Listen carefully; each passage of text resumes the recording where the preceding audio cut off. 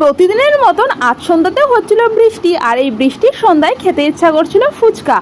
আর এই বৃষ্টির মধ্যে বাইরে থেকে ফুচকা কিভাবে আনবো, তাই ভাবলাম চলো বাড়িতেই আজকে ফুচকাটা বানিয়ে ফেলি। বাজার থেকে আনাই ফুচকা পাপড়গুলো ছিল ঘরে, আর এগুলোই আমি তেলে ভালো করে ভেজে নিলাম। আর এগুলো কিন্তু বেশ একদম ফুচকার মতনই হয়। আর পাশে আমি বসিয়ে দিয়েছি আলু, লঙ্কা আর ছোলা সেদ্ধ করা। আর আজকে আমি বানাবো কিন্তু হচ্ছে দই ফুচকা। চলো দই ফুচকাটা আমি কিভাবে বানাচ্ছি তোমাদের সাথে শেয়ার করি। সব ফুচকা পাপড়গুলোই কিন্তু আমি এইখানে ভেজে নিয়েছি। আর এগুলো দেখো পুরো ফুচকার মতনই হয়েছে দেখতে, খেতেও কিন্তু ভীষণ টেস্টি। আমি এর আগেও খেয়ে দেখেছি, ভীষণ ভালো লেগেছিল।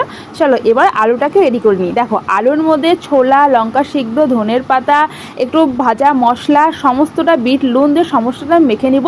আর এখানে ছিল হচ্ছে টক দই, আর এখানে ছিল টক ঝাল মিষ্টি হচ্ছে তেঁতুলের চাটনি, এটা আমি বাড়িতেই বানিয়েছি। আর সঙ্গে ছিল সস, বাদাম, এই সমস্ত জিনিস। চলো আলুটাকে আর ভালো করে মেখে নিই। দেখো এখানে আলু মাখা কিন্তু আমার কমপ্লিট হয়ে গেছে। এবার চলো ফুচকাটাকে এবার রেডি করে নিই।